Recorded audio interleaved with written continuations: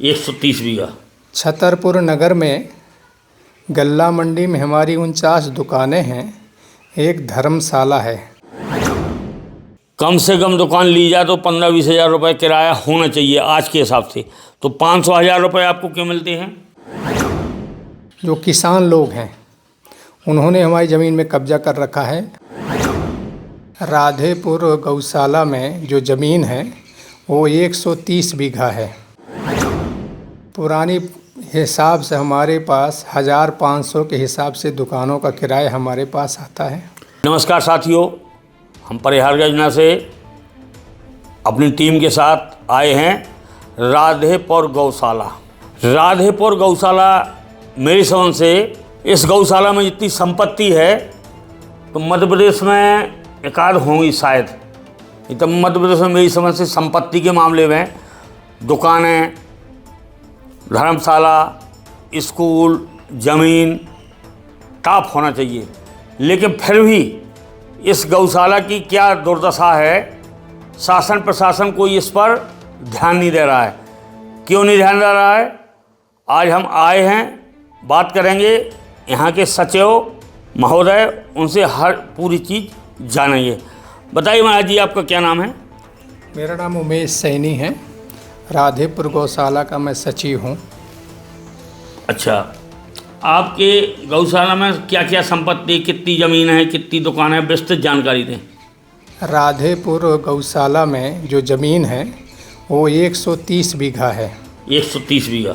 छतरपुर नगर में गल्ला मंडी में हमारी 49 दुकानें हैं, एक धर्मशाला है।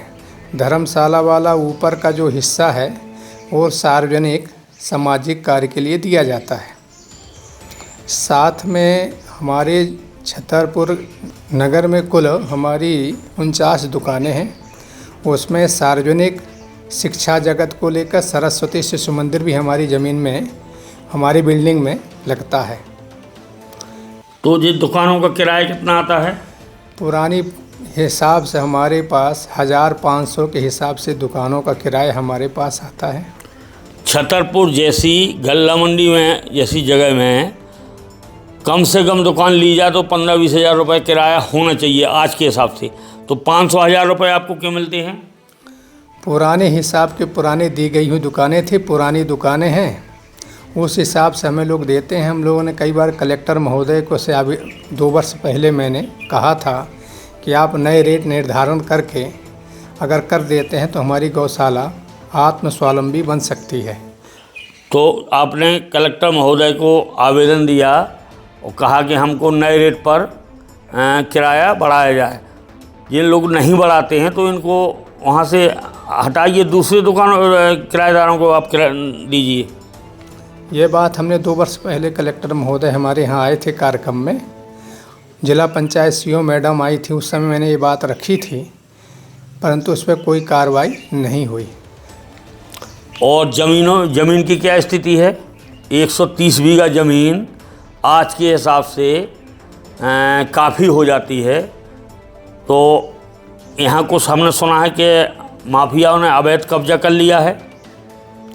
हमारी गौशाला में माफियों ने नहीं किया है। यहाँ पर हमारे यहाँ 12-14 मकान बने हैं 2 एकड़ में, जो यहाँ के स्थानीय ग्रामवासियों ने कब्जा करके रखा हुआ है। हमने कोर्ट का आदेश हो चुका था और गिराने की अनुमति हो चुकी थी ऊपर से, परंतु कोई कार्रवाई उसके कारण नहीं हुई। अभी भी उनके घर बने हुए हैं अतिक्रमण में। साथ में यहाँ पर जो किसान लोग हैं उन्होंने हमारी ज़मीन में कब्जा कर रखा है। हमने पिछले महीने हमने आवेदन लगाया था नफ्ती के लिए, मगर नाप नहीं हो सकी। कोर्ट ने आदेश भी कर दिया, जिन्होंने गांव वालों ने गौशाला की ज़मीन में अतिक्रमण किया। कोर्ट का आदेश है अतिक्रमण हटाने के लिए, लेकिन नहीं हटाया जा रहा। आपके द्वारा बराबर प्रशासनिक अधिकारियों को सूचित किया जाता है, जिसकी शिकायतें समय समय पर की जा रही हैं। ऐसा क्यों हो रहा है कि आप यहाँ गौशाला के लिए न्याय नहीं मिल रहा है? अब हमारा काम है कि प्रशासन को आगाह करना, समय समय पर बताना, और कार्रवाई नहीं करवा दे तो हम कुछ नहीं कर पाते। अपने यहाँ अभी लगभग कितनी गाय माता होंगी? हमारे पास 270 पशुधन हैं। और ऊपर से भी अनुदान आता है, तो लगभग कितना आता है आपको मंथली? मंथली हमारे पास नहीं आ पाता है। अप्रैल महीने का धन मिला था, अप्रैल के बाद हमें कोई राशि प्राप्त नहीं हुई है अभी तक। क्यों नहीं हुई, ऊपर बताया आपने? हमने ऊपर सब जगह शिकायत हो रही हैं, बताया गया है। कहते हैं, मुझे भी जो पता चल रहा है कि पूरे मध्य प्रदेश में भुगतान हो चुका है, परंतु छतरपुर ज़िले में मई से लेकर मई, जून, जुलाई, अगस्त तक अभी तक कोई राशि छतरपुर ज़िले में नहीं आई, ना मेरे गौशाला में आई वो राशि जो सरकार की। छतरपुर में कहाँ राशि रुकी है भुगतान के लिए? ये मुझे पता, कहते ऊपर से मिलता है वो पैसा, यहाँ नहीं आया। और क्या समस्या है आपकी गौशाला में? एक तो हमारे यहाँ स्वच्छता अभियान की जो बात चलती है, प्रातःकाल बाउंड्री कूदकर गंदगी गांव वाले फैलाते हैं। लेटिंग यहीं करने आते हैं गौशाला के भीतर, बाउंड्री के भीतर। साथ में हमारी ज़मीन पर बाउंड्री के किनारे इतना भैंसों का गोबर पड़ा रहता, सुबेरे से डालते हैं ताकि गड्ढे और दीवारें भी जर्जर हो गई हैं। ऊपर आपने शिकायत की कि नहीं की? मैंने लिखित 2-3 बार दे चुका हूँ, मगर कोई कार्रवाई नहीं होती है। ये थे गौशाला संवर्धन बोर्ड के राधेपुर गौशाला के सचिव। हम आगे दिखाते हैं, शायद राधेपुर गौशाला अतिक्रमण से मुक्त हो जाए तो मध्य प्रदेश में नंबर 1 की गौशाला बन सकती है। इस गौशाला में इतनी संपत्ति है, 120 बीघा ज़मीन, 49 दुकानें, धर्मशाला, स्कूल। इसके बाद भी यहाँ की स्थिति इतनी नाजुक है, ग्रामीण ज़मीनों में कब्जा किए हैं गांव वाले। इन्होंने बताया कि कोर्ट ने अतिक्रमण हटाने का आदेश कर दिया, इसके बाद प्रशासन मौन है और गांव वाले इस गौशाला में अंदर शौच करने भी आते हैं, गंदगी फैलाते हैं। देश के प्रधानमंत्री नरेंद्र मोदी जी का एक अभियान चल रहा, स्वच्छ भारत बनाओ, लेकिन गौ माता के स्थान पर ऐसी स्थिति है। हम अब आगे बताते हैं, आपको ले चलते हैं गौशाला की ओर।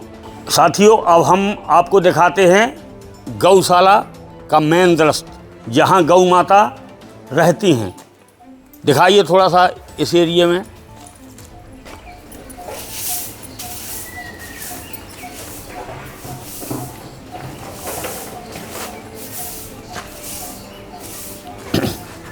देखिए, मध्य प्रदेश की में अच्छी संपत्ति वाली राधेपुर गौशाला हम दिखा रहे हैं। ये गाय माता हैं, लेकिन यहाँ की व्यवस्थाएं गड़बड़ हैं। क्यों हैं कि इस गौशाला में जो संपत्ति है, जो उसमें लोगों की नज़र है, अवैध कब्जा है। नवागत कलेक्टर साहब आए हैं, उनका ध्यान आकर्षण करा रहा हूँ कि आप थोड़ा सा इंटरेस्ट ले लें, उसकी जांच करा लें